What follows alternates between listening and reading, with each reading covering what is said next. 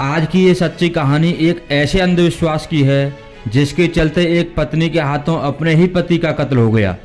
पति की होती थी डायरेक्ट भगवान से बातें। उसने एक दिन अपनी पत्नी को बताया अमर होने का तरीका।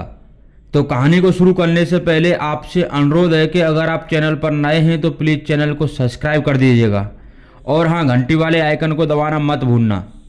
आज की कहानी तमिलनाडु से है। चेन्नई में एक व्यक्ति अपने परिवार के साथ रहता था। उस व्यक्ति का नाम था नागराज। तो नागराज के परिवार में उसकी बीवी और एक बेटी थी। नागराज एक पढ़ा लिखा व्यक्ति था। उसने अपनी बेटी को भी बहुत अच्छे से पढ़ाया लिखाया। पढ़ लिख कर उसकी बेटी आईटी सेक्टर में जॉब करने लगी। मतलब कि पूरा परिवार पढ़ा लिखा था। घर में सब कुछ सही से चल रहा था। लेकिन कुछ दिन बाद नागराज का ध्यान पूजा पाठ की तरफ लगने लगा। उसने अपने घर के पास ही एक मंदिर बनवा लिया। अब वो नौकरी के साथ साथ मंदिर में पूजा पाठ करने में लगा रहता। कुछ समय बीता तो एक दिन नागराज अपनी बीवी, बेटी और अपने पड़ोसियों से कहने लगा कि भगवान उसके सपने में आने लगे हैं। फिर कुछ दिन बाद कहने लगा कि उसकी बात अब भगवान से होने लगी है। वो डायरेक्ट आकर मुझसे बातें करते हैं। चूँकि बेटी पढ़ी लिखी थी तो उसने इस अंधविश्वास को मानने से इनकार कर दिया। कुछ पड़ोसियों ने उसकी बात को माना और कुछ ने अनसुना कर दिया। फिर कुछ समय और बीता। अब एक दिन उसने बताया कि मेरी बात भगवान से हुई है। उन्होंने कहा है कि मैं तुम्हें अमर कर दूंगा, तुम कभी नहीं मरोगे। बेटी ने तो इस बात को अनसुना कर दिया, पर बीवी को अपनी पति पर पूरा विश्वास था। फिर एक दिन डेट थी 16 नवंबर 2021। नागराज कहीं से घर आता है। उसकी हालत खराब थी। उस समय उसकी बेटी जॉब के लिए गई हुई थी तो उसकी बीवी घर पर अकेली थी। उसकी बीवी ने पूछा कि क्या हुआ, कैसे परेशान लग रहे हो। तो नागराज ने कहा कि उसके सीने में दर्द हो रहा है। उसने अपनी बीवी से कहा कि भगवान ने मुझे अमर होने की एक प्रक्रिया बताई थी, अगर तुम मेरा साथ दो तो मैं अमर हो जाऊंगा। बीवी बोली कि ये तो बहुत खुशी की बात है, आप बताइए कि भगवान ने क्या कहा था और मुझे क्या करना है।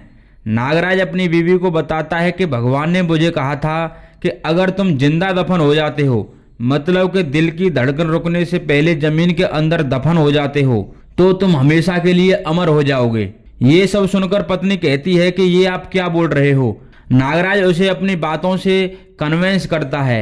अब उसकी बीवी को भी विश्वास हो जाता है। उसकी बीवी दो मजदूरों को बुलाकर घर के आंगन में ही एक गड्ढा खुदवाती हैं।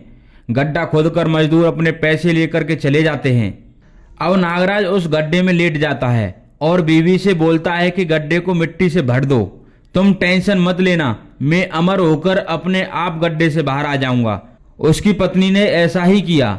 उस गड्ढे को मिट्टी से भरकर लेवल में कर दिया।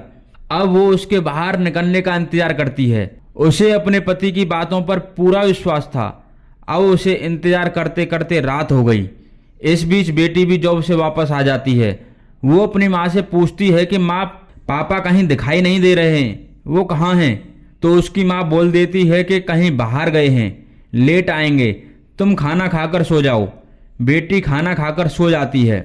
इधर नागराज की बीवी पूरी रात आंगन के चक्कर लगाती रही कि अब निकलेंगे कि अब निकलेंगे। पूरी रात बीत गई। सुबह हुई तो बेटी ने फिर पूछा कि पापा कहाँ हैं, वो नहीं आए क्या। तो इस बार उसकी माँ टूट जाती है। वो सारी बात अपनी बेटी को बताती है। अब तो जैसे ही बेटी ने उनकी बातें सुनी तो वो दंग रह गई। उसकी समझ में नहीं आ रहा था कि क्या किया जाए। उसने ये सब बातें अपने पड़ोसियों को बताईं तो पड़ोसी भी दंग रह गए। उन्होंने पुलिस को बुला लिया। मिट्टी खोदकर बॉडी को उसमें से निकाला गया और उसे पोस्टमार्टम के लिए भेजा गया। पोस्टमार्टम की रिपोर्ट में साफ साफ आया कि नागराज की मौत दम घुटने से हुई थी, मतलब कि जमीन में दफनाने से पहले वो जिंदा था। नागराज की बेटी ने अपनी मां के खिलाफ एफआईआर दर्ज करा दी। पुलिस ने नागराज की बीवी को हिरासत में ले लिया। अब उसके ऊपर अपने ही पति के मर्डर का केस चल रहा है। अब सवाल ये है कि क्या सचमुच पत्नी गुनहगार थी, क्योंकि हर मर्डर के पीछे एक मोटिव होता है, एक इंटेंशन होती है। इसमें तो उसकी बीवी का मोटिव मर्डर करना था ही नहीं, वो तो उसे अमर करना चाहती थी। दूसरी बात यह है कि उसे ये सब करने के लिए उसके पति ने ही मजबूर किया था। तो इस वीडियो में बस इतना ही। तो दोस्तों, ये थी कहानी एक अंधविश्वास की, जिसमें एक पत्नी के हाथों अपने ही पति की मौत हो जाती है। क्या इसमें पत्नी की कोई गलती थी? कमेंट बॉक्स में अपनी राय जरूर बताना। इस वीडियो के माध्यम से हमारा उद्देश्य किसी की भावनाओं को ठेस पहुंचाना नहीं है, बल्कि आपको सचेत और जागरूक करना है। तो आपसे फिर मिलते हैं नेक्स्ट वीडियो में। जब तक के लिए नमस्कार, जय हिंद, जय भारत दोस्तों।